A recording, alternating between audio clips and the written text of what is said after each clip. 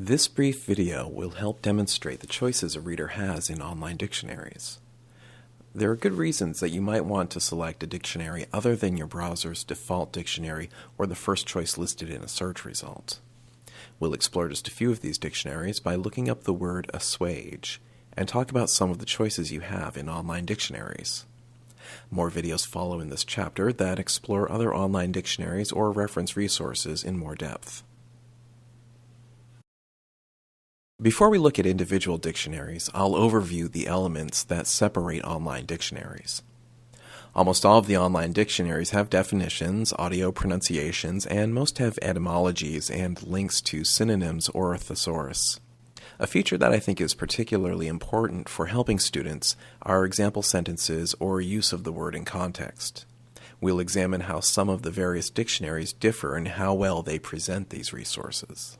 Copyright laws prevent us from being able to walk you through the Dictionary.com and YourDictionary.com websites, but we think looking at the two of them on your own will provide you with some interesting food for thought. We've provided you with a table if you'd like to do some homework on these two sites.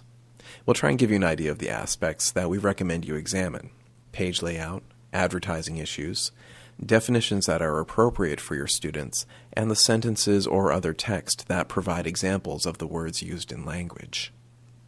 Layout and advertising are major differences between the Dictionary.com and YourDictionary.com websites. The Dictionary.com page is crowded with advertising, and much of it is animated and extremely distracting. The reader has to look halfway down the window before they find the definitions. A second weakness in Dictionary.com is that the link to example sentences leads to an Ask.com search page with a single sample sentence and links to other sites. These links sometimes have sentences or examples of the word in context when the link opens. Other times you have to click again. Sometimes users must click 2, 3, or 4 times to find example sentences or text. The YourDictionary.com page is cleaner. And just a reminder that we can't display the actual website. But this is an illustration that will help you imagine the factors that affect how user-friendly the site is. There's less advertising overall at yourdictionary.com and a minimum of animation or distracting colors. In the upper middle of the opening page is a section of simplified definitions. Further down the page are more complicated definitions. At the top of the page are tabs that link to the thesaurus and numerous user-friendly sentence examples. When these tabs are clicked, readers don't have to click a second, third, or fourth time the way they have to at the Dictionary.com site. We hope you'll take a few minutes to compare the two sites. If you spend some time exploring the other links on both of these sites, you'll find a wealth of resources about words and games that we hope you'll find engaging.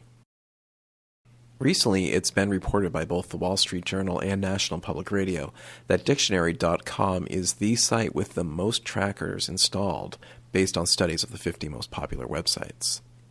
This means that when you use Dictionary.com, information about you and your internet browsing habits are sold to a wide range of online advertisers. Next, we'll look at two other online dictionaries that offer slightly different information. A third dictionary site, OneLook.com, is a favorite of many.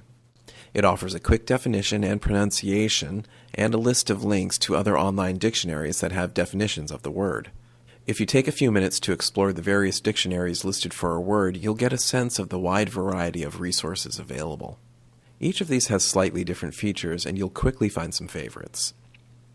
WordNick has a very clean look. There are no advertisements to distract you. It has all the features of any other online dictionary, and the examples are easy to find. But unique in WordNick are the links to social media sites, in this case Twitter and Flickr, as well as word usage statistics. Twitter and Flickr are both examples of hive mind applications. This means that the site collects information from hundreds or thousands of internet users to build a collective knowledge base. This is the same principle that's been used for Wikipedia.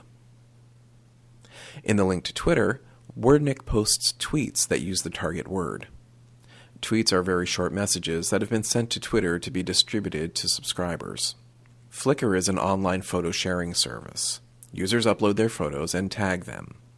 WordNick scans the tags to show Flickr photos that represent the word.